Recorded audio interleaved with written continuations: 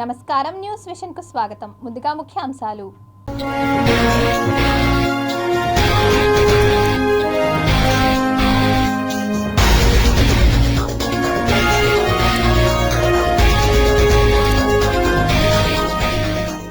Bengaluru court కీలక తీర్పు. జయలలితకు చెందిన 27 కేజీల బంగారం తమిళనాడు ప్రభుత్వానికి అప్పగింత. వైఎస్ఆర్ కళ్యాణమస్తు షాదీ తోఫా నిధులు విడుదల. లబ్ధిదారుల ఖాతాలో సొమ్ము జమ. పనితీరును చూసి ఓటు వేయండి. వైఎస్ఆర్సీపీ ఎమ్మెల్యే అభ్యర్థి భూమన అభినయ్ రెడ్డి విజ్ఞప్తి. కుప్పంలో దారుణం. మైనర్ బాలికపై అత్యాచారం. పరారీలో నిందితుడు. ఈ నెల 26న కుప్పంకు సీఎం జగన్. ఏర్పాట్లను పరిశీలించిన రాష్ట్ర మంత్రి పెద్దిరెడ్డి. టీడీపీని వీడి వైసీపీలో చేరిన వారిని పార్టీ గుర్తుంచుకుంటుంది. విజయసాయిరెడ్డి వెల్లడి.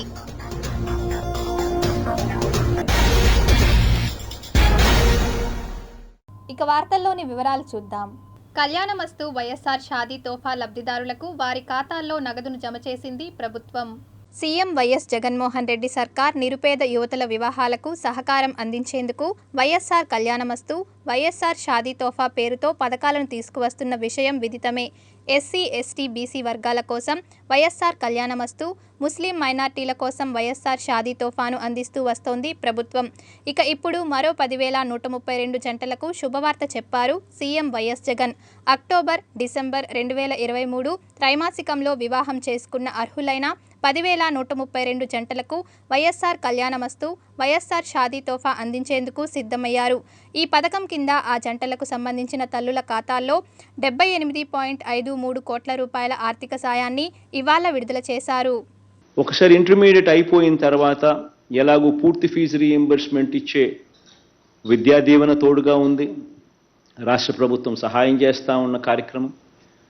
అదే మాదిరిగా విద్యా దీవెనే కాకుండా వసతి దీవెన కూడా పిల్లల్ని బోర్డింగ్ అండ్ లాడ్జింగ్ ఖర్చుల కోసం ఒక్కొక్కరికి డిగ్రీ, ఇంజనీరింగ్ ఇటువంటి కోర్సులు చదువుతూ ఉన్న వాళ్ళకి 20,000 దాకా ఆ విద్యా సంవత్సరంలో ప్రతి ఏప్రిల్లో కూడా ఇస్తూ, విద్యా సంవత్సరం మొదట్లోనూ విద్యా సంవత్సరం చివరిలోనూ ప్రతి ఏప్రిల్లోనూ ఇస్తూ, ఈ 2 స్కీములు కూడా ఎలాగూ ఉన్నాయి కాబట్టి చదువులను ప్రోత్సహిస్తూ ప్రతి పాప, ప్రతి పిల్లాడు కూడా గ్రాడ్యుయేట్స్ అయ్యే విధంగా అడుగులు వేయించగలుగుతా ఉన్నాం.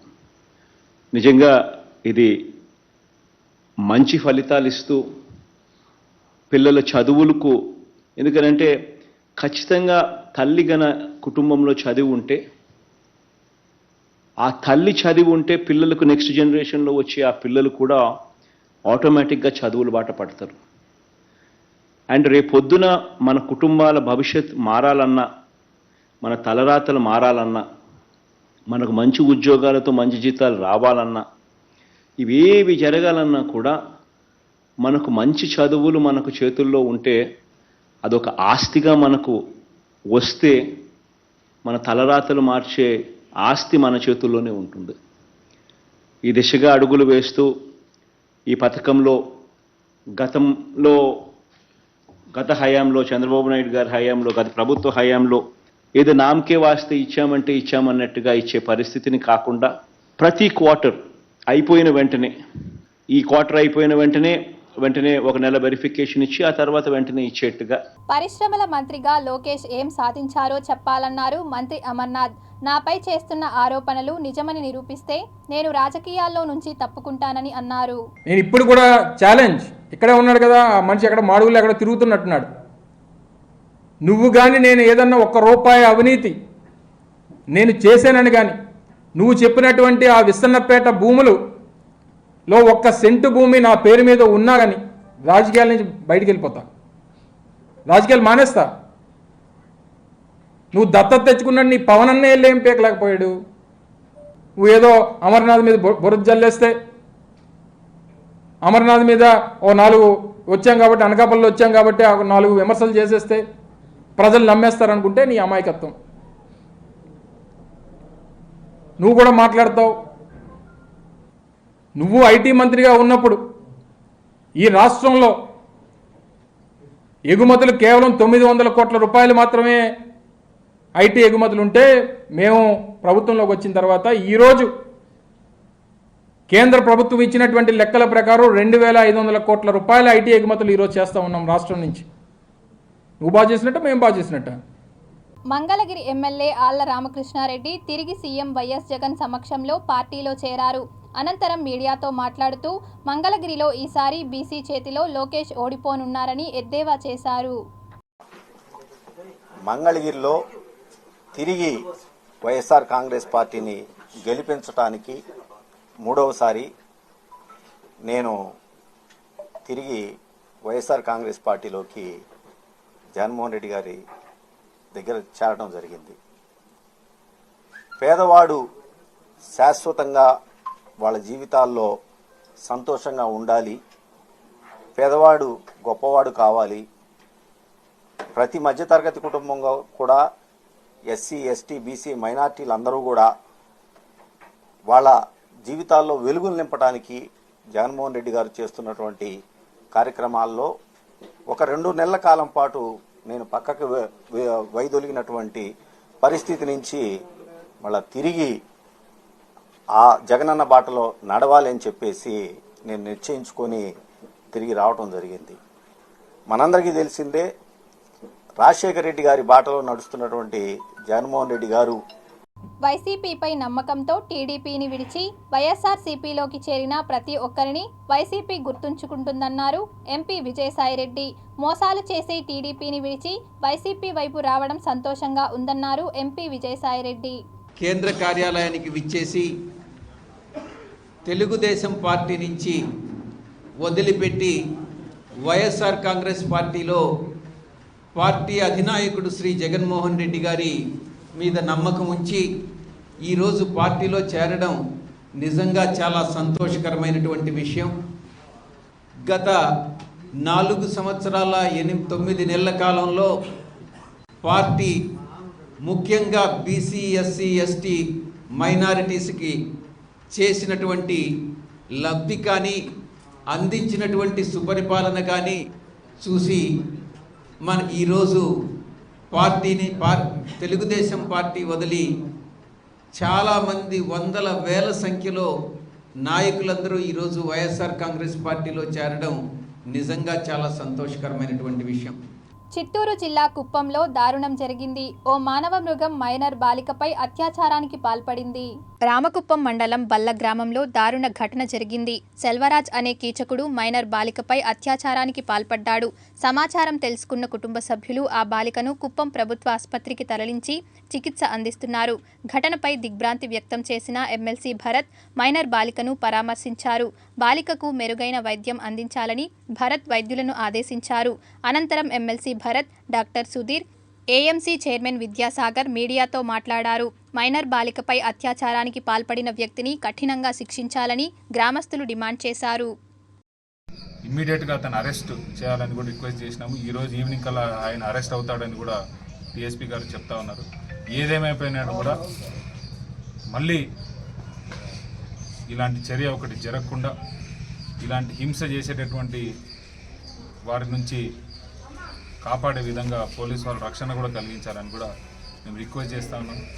ఎస్పెషలీ బొల్లలో సాయంత్రం పూట పికెటింగ్ కూడా పెట్టమని రిక్వెస్ట్ చేస్తూ ఉన్నాము. ఇలాంటి చర్యలు మళ్ళీ జరగకుండా, ఎందుకంటే ఊర్లో అందరూ కూడా భయపడతా ఉన్నారు ఇలాంటి విధవలు ఉన్నారని చెప్పి. మరి ఫ్యూచర్లో ఇలాంటి ఇన్సిడెంట్స్ రిపీట్ కాకుండా చిన్నపిల్లలకు రక్షణ కలిగించే విధంగా యంత్రాంగం, పోలీసు వారు అందరూ పనిచేయాలని, ఇలాంటి రోగ్స్ ఎవరైతే ఉన్నారో వాళ్ళందరినీ కూడా వెంటనే అరెస్ట్ చేయాలని కూడా మేము రిక్వెస్ట్ చేస్తాం. ఇట్లాంటి థర్డ్ గ్రేడెడ్ నా కొడుకు ఒక 7th క్లాస్ అమ్మాయిని చేర్చడము చాలా మృగం వాడు. అలాంటికి దయచేసి ఎవడు కానీ సపోర్ట్ చేయదనేసి పబ్లిక్గా నేను అడుక్కుంటున్నా. దీంతోపాటు ఇలాంటి మృగాన్ని ఖచ్చితంగా మా జగన్మోహన్ రెడ్డి గారు 26వ తేదీ వస్తున్నారు కాబట్టి ఇలాంటి వాళ్ళని ఖచ్చితంగా వదలకుండా, అసలు వీళ్ళకి మరణ శిక్ష ఇట్లాంటి వేస్తే అక్కడ చాలా తక్కువే.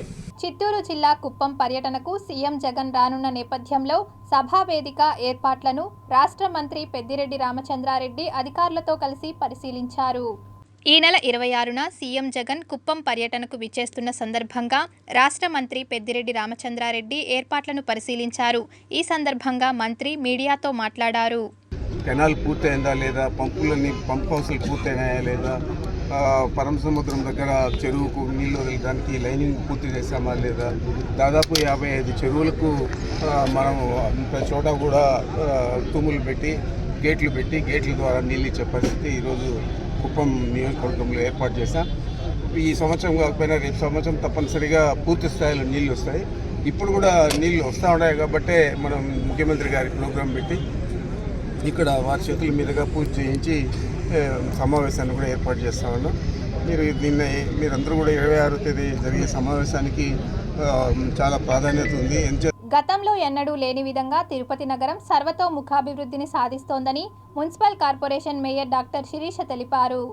తిరుపతి కార్పొరేషన్ 44వ డివిజన్ మధురానగర్లో 41 లక్షల రూపాయలతో నిర్మాణం చేసిన సిసి రోడ్డును TTD chairman MLA Bhumana Karunakar Reddy, mayor doctor Sirisha, deputy mayor Mudranarayana, commissioner Aditi Singh, కార్పొరేటర్లు ముఖ్య అతిథులుగా విచ్చేసి ప్రారంభించారు. 21లో వచ్చిన ఫ్లడ్స్ అప్పుడు కూడా ఈ 2 వీధులు కూడా దాదాపు 2 రోజులు మునిగి ఉండడం చూసాము. మన MLA sir Karunakar Reddy sir కూడా చాలాసార్లు ఇక్కడ ఆ ఫ్లడ్స్లో విజిట్ చేసి ప్రతి ఒక్కరిని కూడా పరామర్శించడం కూడా చూసాము. సో దానికి పరిష్కారంగా ఇవాళ ఇక్కడ 2 వీధుల్లో కూడా RCC drain, under ground drainage, అలాగే సీసీ రోడ్డు కూడా నిర్మించి ఇవాళ మన గౌరవ తిరుపతి శాసనసభ్యులు TTD chairman Bhumana Karunakar Reddy sir ప్రారంభోత్సవం చేయడం జరిగింది. తనను రాజకీయ వారసుడిగా కాకుండా తాను చేసిన తిరుపతి అభివృద్ధిని చూసి ప్రజలు ఓట్లు వేయాలని డిప్యూటీ మేయర్ వైకాపా ఎమ్మెల్యే అభ్యర్థి భూమన అభినయ్ రెడ్డి కోరారు. తిరుపతి కార్పొరేషన్ 13వ డివిజన్ ఎస్టీవీ నగర్లో కార్పొరేటర్లు కోటూరు ఆంజనేయులు, ఎస్కే బాబు ఆధ్వర్యంలో ఏర్పాటు చేసిన ఆత్మీయ సమావేశానికి వైకాపా ఎమ్మెల్యే అభ్యర్థి భూమన అభినయ్ రెడ్డి విచ్చేసి ప్రసంగించారు. ఈ ఊరిని బాగా పెద్ద నగరంగా తీర్చిదిద్దాలన్న ఉద్దేశంతో 18 మాస్టర్ ప్లాన్ రోడ్లు వేసాం, 7 ఫ్రీ లెఫ్ట్లు, 5-6 స్లిప్వేలు, నగర కూడలన్నింటినీ సుందరీకరించడంలో భాగంగా మంచి విగ్రహాలన్నింటినీ ప్రతిష్ఠించడం ఇవన్నీ చూసుంటారు. రాయల్ చెరువు రోడ్లో కింద ఆర్యూబీ కూడా మనమే పూర్తి చేసింది. ఈ పక్కన ఎస్కే బాబు అంకుల్ వీళ్ళంతా లేకుండా ఉంటే ఒక రోడ్డు అని గోవిందరాజు స్వామి ఆర్ట్స్ కాలేజ్ పక్కన జ్యోతిరావు పూలే రోడ్డు అది వచ్చి ఉండేది కాదు. ఇక్కడ కూడా అభివృద్ధి కార్యక్రమాలకు మా అంజన్న ప్రతి కౌన్సిల్ మీటింగ్లోనూ ఎక్కువ శాంక్షన్లు ఇచ్చి కాలువలు, కొత్త రోడ్లన్నీ కూడా నిర్మాణం చేశాడు. తిరుపతి శ్రీ గోవిందరాజస్వామి వారి ఆలయ వార్షిక తెప్పోత్సవాలు అత్యంత వైభవంగా జరుగుతున్నాయి. తిరుపతి శ్రీ గోవిందరాజస్వామి వారి ఆలయ వార్షిక తెప్పోత్సవాల్లో భాగంగా 4వ రోజు మంగళవారం రాత్రి శ్రీకృష్ణుడు ఆండాల్ అమ్మవారి అలంకరణలో తెప్పలపై విహరిస్తూ భక్తులకు దర్శన భాగ్యం కల్పించారు. శ్రీ గోవిందరాజస్వామి వారి ఆలయం నుంచి స్వామి అమ్మవార్లు ఊరేగింపుగా పుష్కరిణి వద్దకు చేరుకుని తెప్పలపై విహరిస్తూ భక్తులను అనుగ్రహించారు. స్వామి అమ్మవార్లు పుష్కరిణిలో 5 చుట్లు తిరిగారు. వైసీపీ ప్రభుత్వం తన ప్రచార ఆర్భాటం కోసం ప్రజాధనాన్ని దుర్వినియోగం చేస్తోందని, రాష్ట్రంలో 5 ఏళ్లలో జగన్ చేసిన అభివృద్ధిపై చర్చించడానికి తమ అధినేత సిద్ధంగా ఉన్నారని, అందుకు వైసీపీ సిద్ధమా అని టీడీపీ నాయకులు సవాల్ విసిరారు. ముఖ్యమంత్రి జగన్మోహన్ రెడ్డి గారు ఈ రాష్ట్రంలో ఎక్కడ చూసినా పెద్ద హోర్డింగ్లు వేసి సిద్ధం అని పెట్టుండారు. జనాలకి చాలా మంది వరకు దేనికి సిద్ధం అర్థం కాకుండా, దేనికి సిద్ధం అనేది అర్థం కాకుండా పోయింది. ఈరోజు ఈ హోర్డింగ్లకి కోట్లాది రూపాయలు వెచ్చించిన ధనం మీ పార్టీ నుంచి పెట్టారా, ప్రజాధనాన్ని ఉపయోగించారా జనాలకు తెలియజేయాలి. పెద్ద సభలు పెట్టి ఎక్కడికక్కడ ఆర్టీసీ బస్సులన్నీ కూడా వాడుకుంటూ జనాల్ని పెద్ద ఎత్తున ఆ సభలకు తీసుకుని వెళుతూ సంక్షేమ పథకాల గురించి చెప్తా ఉంటే జనాలు నవ్వుకుంటూ ఉండారు. బీజేపీ నాయకులు భానుప్రకాష్ రెడ్డి వికృత క్రీడ పరాకాష్ఠకు చేరిందని, టీటీడీ అందిస్తున్న సేవలపై అసత్య ఆరోపణలు చేయడం అతని దిగజారుడు రాజకీయాలకు నిదర్శనమని వైఎస్ఆర్సీపీ యువజన విభాగం నాయకులు పసుపులేటి సురేష్ బాబు, వాసు యాదవ్ నిప్పులు చెరిగారు. తిరుపతి ప్రెస్ క్లబ్లో ఏర్పాటు చేసిన విలేకరుల సమావేశంలో వారు మాట్లాడారు. పదే రాజకీయ పబ్బం కోసం తిరుమల తిరుపతి పుణ్యక్షేత్రాన్ని రాజకీయ పునరావాస కేంద్రంగా పరిగణించుకొని ఈయన భ్రమపడుతూ ఎక్కడికి పోయినా కూడా తిరుమల తిరుపతి దేవస్థానం గురించే మాట్లాడుతూ రాజకీయ అభివృద్ధి చెందాలనే ఆశపడేటువంటి ఈ రాజకీయ నిరుద్యోగి భానుప్రకాష్ రెడ్డికి సవాల్ విసురుతున్నాం. నీకు చేతనైతే ప్రజాక్షేత్రంలోకి రా. అసలైన రాజకీయాలు అంటే ఏంది? ప్రజా సమస్యల మీద పోరాడు. ప్రజలు ఎదుర్కొంటున్నటువంటి ఇబ్బందుల పరిష్కారాల కోసం మార్గాన్ని అన్వేషించేటువంటి పనులు చేయి. దమ్ముంటే మీ మిత్ర party Janasena party Tirupati seat ఎట్లో మేము కావాలి మాకే తెచ్చుకుంటామనేటువంటి పరిస్థితిలో ఉంది. వెళ్ళి నీ అలవాటైనటువంటి లాబియింగ్ని అక్కడ చేసి నీ లాబియింగ్తో తిరుపతి ఎమ్మెల్యే టికెట్ని తీసుకొని వచ్చి నీ జెండాని తిరుపతి వీధుల్లో తిప్పి ఎమ్మెల్యేగా తిరుపతిలో గెలిచి ఆ తర్వాత నీ సత్తా ఏందో చూపించాలని చెప్పేసి కూడా ఈ సందర్భంగా సవాల్ విసురుతున్నాం. ఒక 20 సంవత్సరాల క్రితం భానుప్రకాష్ రెడ్డి గారు ఆయన ఆర్థిక పరిస్థితి, ఆయన ఆర్థిక స్థితిగతులు ఏంది అనేది తిరుపతి మొత్తానికి తెలుసు. ఇప్పుడు ఆయన ఆర్థిక స్థితిగతులు ఏంటి అనేది కూడా తిరుపతి ప్రజలందరికీ కూడా తెలుసు. ఒక 20 కోట్లకు సంబంధించిన బంగ్లా, వాళ్ళ కొడుకు ఒక BMW కారు, ఆయనకు ఒక బెంజ్ కారు. ఎక్కడి నుంచి సంపాదించినారు మీరు ఇదన్నారు? పేదోళ్లు గుడిసెలేస్తే వెంటనే స్పందించే అధికార యంత్రాంగం దర్జాగా కబ్జాలు చేసే ఉన్నోళ్ల జోలికి ఎందుకెళ్లరని సిపిఐ నాయకులు ప్రశ్నించారు. తిరుపతి రూరల్ మండలం కుట్రపాకం గ్రామ పంచాయతీ గుట్ట పోరంబోకు సర్వే నంబర్ 612లో గతంలో జగనన్న ఇళ్ల నిర్మాణం కోసం ఏర్పాటు చేసిన స్థలంలో పేద ప్రజలు గుడిసెలు వేశారు. వారికి సిపిఐ నాయకులు అండగా నిలిచారు. సమాచారం అందుకున్న అధికారులు సిపిఐ నాయకులందరినీ అరెస్ట్ చేసి గుడిసెలు తొలగించారు.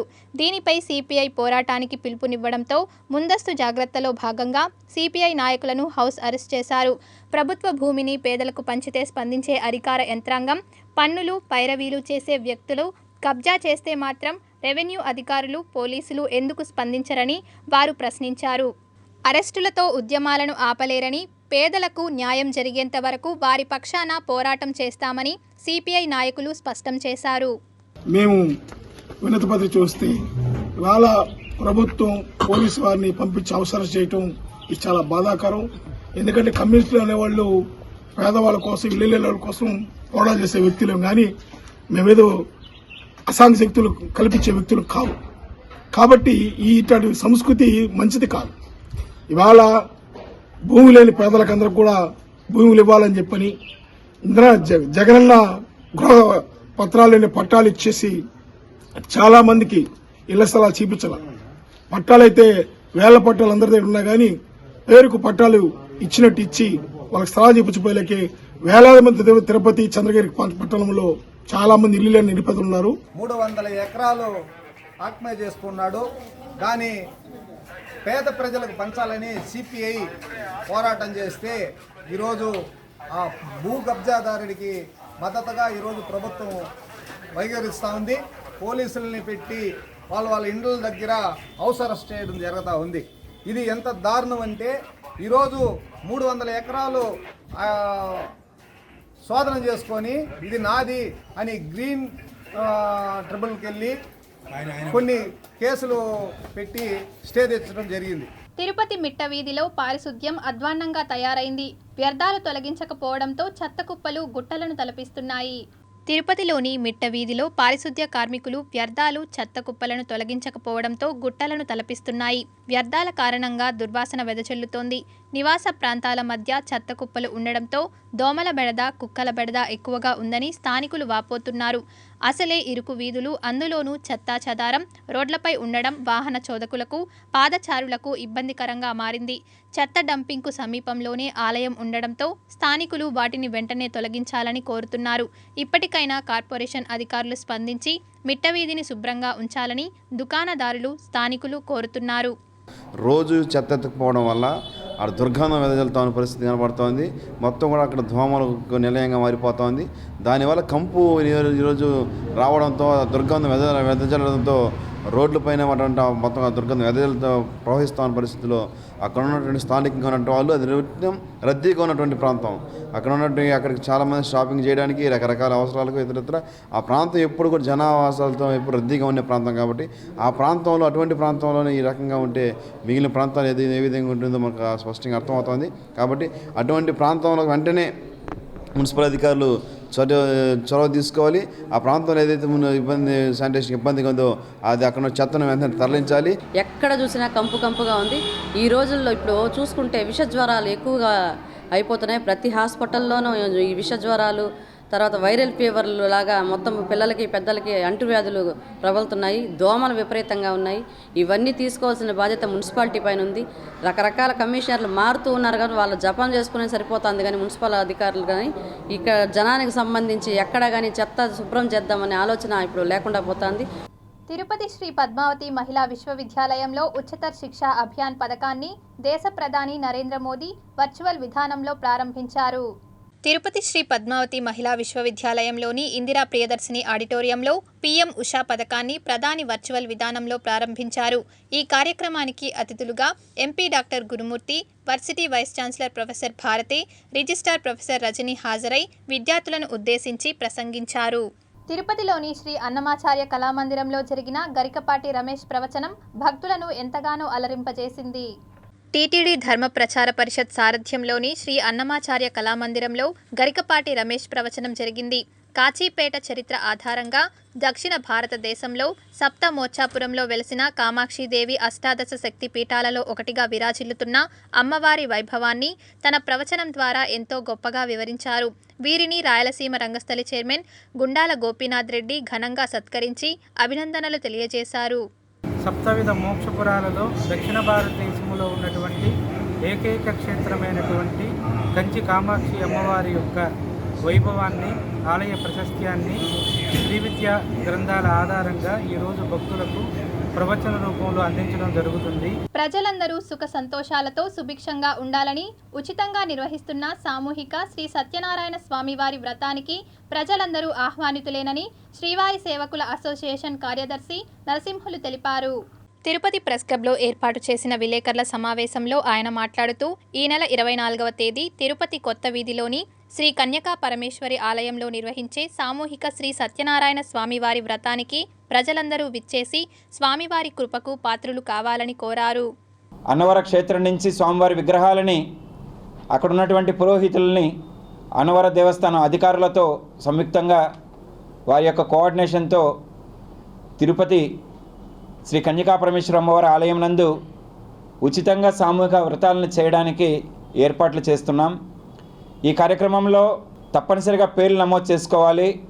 అట్లాగే అన్నవర క్షేత్రంలో ఏ విధంగా అయితే వ్రతాలు జరుగుతాయి అదే మాదిరిగా వ్రతాలు ఇక్కడ జరుగుతాయి. అక్కడ స్వామివారికి నివేదించే ప్రసాదాన్నే అక్కడి నుంచి స్వాముల్ని పిలిపించి ఇక్కడ చేయించి స్వామివారికి నివేదన చేసి ఆ ప్రసాదాన్ని ఇక్కడ భక్తులకు కూడా ఇవ్వడం జరుగుతుంది.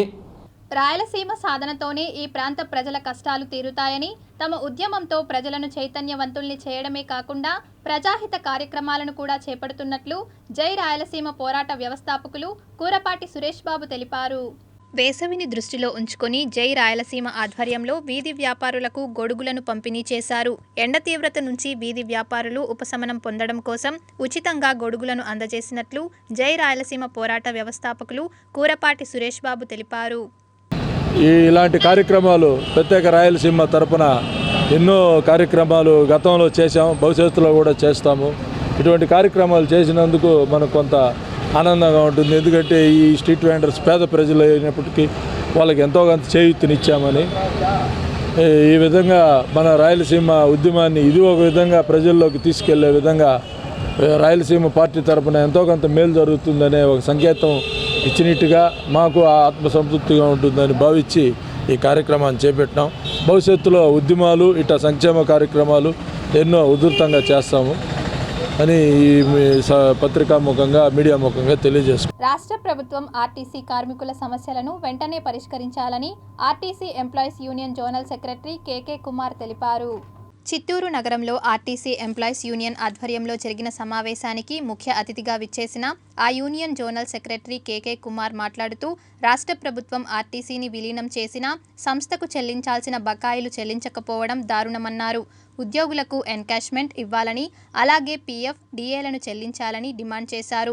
వెంటనే సమస్యలు పరిష్కరించాలని కోరుతూ ఈ నెల 22న రాష్ట్ర ప్రభుత్వానికి మెమరాండం సమర్పించనున్నట్లు వెల్లడించారు. ఈ సమావేశంలో యూనియన్ నాయకులు సర్దార్ భాషా, సుబ్రహ్మణ్యం, జగన్నాథం తదితరులు పాల్గొన్నారు. వాటి అన్నిటికీ ఒక పరిష్కారం తీసుకోవాల్సిన అవసరం అయితే ఉంటుంది.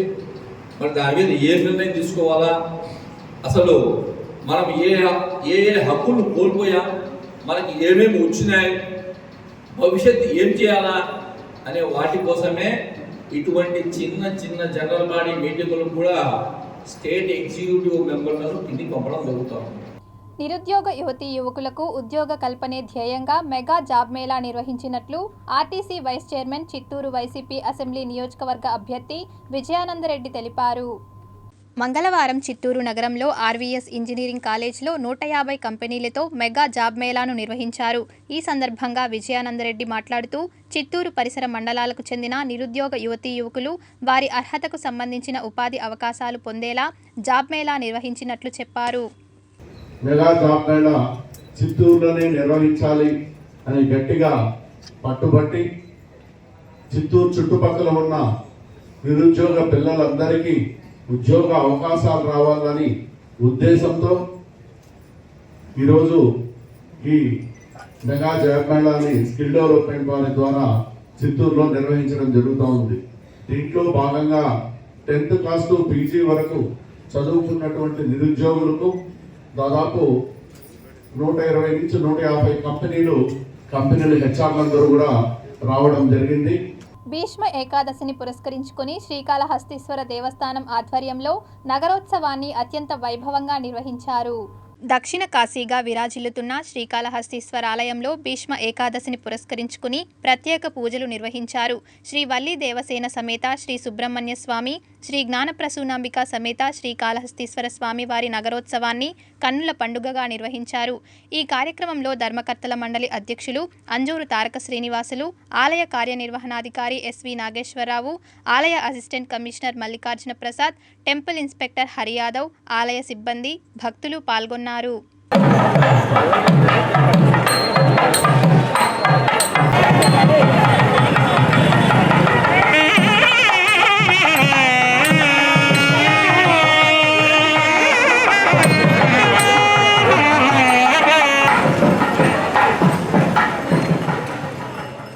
శ్రమ, పట్టుదల, ఏకాగ్రతతో విద్యార్థులు ఉన్నత శిఖరాలను అధిరోహించగలరని ఎస్వి యూనివర్సిటీ వైస్ ఛాన్సలర్ ఆచార్య శ్రీకాంత్ రెడ్డి, విద్యాశాఖ కమిషనర్ పోలా భాస్కర్ తెలిపారు. మంగళవారం చిత్తూరు గిరింపేటలో ఉన్న పీవీకేఎన్ ప్రభుత్వ డిగ్రీ కళాశాల 2వ స్నాతకోత్సవాన్ని నిర్వహించారు. ఈ కార్యక్రమానికి ముఖ్య అతిథులుగా ఎస్వి యూనివర్సిటీ వైస్ ఛాన్సలర్ ఆచార్య శ్రీకాంత్ రెడ్డి, విద్యాశాఖ కమిషనర్ పోలా భాస్కర్ విచ్చేసి ప్రసంగించారు. ప్రస్తుత పోటీ ప్రపంచంలో విద్యార్థులు ఉన్నత విద్యను అభ్యసించి ఉన్నత శిఖరాలను అధిరోహించాలని ఆకాంక్షించారు. ప్రభుత్వం అందిస్తున్న ఉపాధి కల్పన కోర్సులను సద్వినియోగం చేసుకోవాలన్నారు. అనంతరం ప్రిన్సిపల్ జీవనజ్యోతి మాట్లాడుతూ 255 మంది పట్టభద్రులకు డిగ్రీలు ప్రదానం చేయడం ఆనందంగా ఉందన్నారు. ఈ కార్యక్రమంలో ఇన్ఛార్జ్ ప్రిన్సిపల్ మీరా సాహెబ్, అధ్యాపకులు, విద్యార్థులు పాల్గొన్నారు. టోఫెల్ కానీ ఐటీఎల్ఎస్ కానీ ఇవన్నీ కూడా రాసుకోవడానికి వీలుగా ఇఫ్లూతో కొలాబరేషన్ పెట్టుకుంటున్నాము. అట్లాగే సోషల్ ఎమోషనల్ లెర్నింగ్ స్కిల్స్ కూడా పిల్లలకి ఇవ్వాలి. ప్రస్తుతం present generation, younger generation suffer అవుతున్నారు. యూనిసెఫ్ వాళ్ళతో పెట్టుకున్నాము. సో ఇట్లా యూనిసెఫ్ అంటే international agency, JNU, highly reputed Hyderabad central university, EFLU central university, అట్లాగే ఇంటర్న్షిప్స్ ప్రొవైడ్ చేయడానికి, ఫెసిలిటేట్ చేయడానికి కొంతమందితో పెట్టుకున్నాం. పెయిడ్ ఇంటర్న్షిప్స్ పిల్లలకు వచ్చే విధంగా చేస్తున్నాం. అట్లాగే సెక్టర్ కౌన్సిలర్తో ఎంఓయూలు తీసుకున్నాం. శ్రమను నమ్ముకుని జీవిస్తున్న మెకానిక్లను ఆదుకునేలా ప్రభుత్వం చొరవ చూపాలని తిరుపతి జిల్లా 2 వీలర్స్ మెకానిక్స్ అసోసియేషన్ జిల్లా అధ్యక్షులు మునిరెడ్డి కోరారు. తిరుపతి జిల్లా 2 వీలర్ మెకానిక్స్ అసోసియేషన్ నెలవారీ సమావేశం స్థానిక గాంధీ భవన్లో జరిగింది. ఈ సమావేశంలో వారి సమస్యల పరిష్కారంపై తీసుకోవాల్సిన చర్యలపై జిల్లా కమిటీతో చర్చించారు. సెంట్రల్ గవర్నమెంట్ మోడీ గారు బ్యాంకులో లోన్లు ఇస్తున్నారు. ఆచార్యులకి, కూలి పని చేసే వాళ్ళకి, కౌన్సిల్ వాళ్ళకి అందరికి ఇస్తున్నారు. అట్లా మాకు కూడా 2 వీలర్ మెకానిక్ మాకు కూడా కల్పించి మాకు కూడా ఆ లోన్లు ఏర్పాటు చేయాలనేసి మేము కోరుకుంటున్నాం. Tirupati gold jewellery and silver merchants association సమాచారం మేరకు తిరుపతి లోకల్ బులియన్ మార్కెట్లో బంగారం, వెండి ధరలు ఇలా ఉంటాయి. 24 క్యారెట్ల అపరంజి బంగారం 10 గ్రాముల ధర 64,000 రూపాయలు. 22 క్యారెట్ల బంగారం 1 గ్రాము ధర 5,747 రూపాయలు. వెండి 1 కేజీ ధర 72,800 రూపాయలు. రిటైల్ వెండి 1 గ్రాము ధర 74 రూపాయల 80 పైసలుగా ఉంటుంది. వార్తలు ముగించే ముందు ముఖ్యాంశాలు మరోసారి.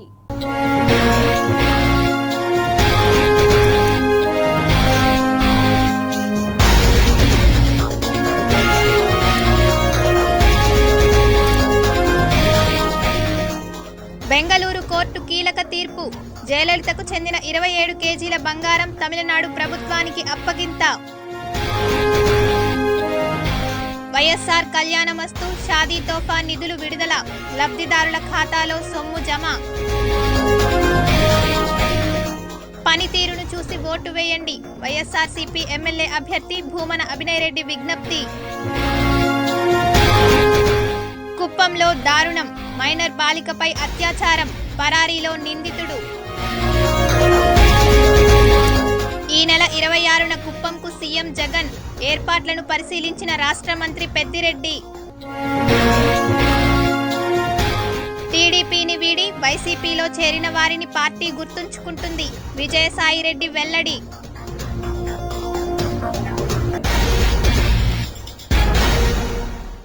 ఈ వార్తలు ఇంతటితో సమాప్తం. సమగ్ర సమాచారంతో న్యూస్ విషన్లో మళ్ళీ కలుద్దాం. అంతవరకు సెలవు. నమస్కారం.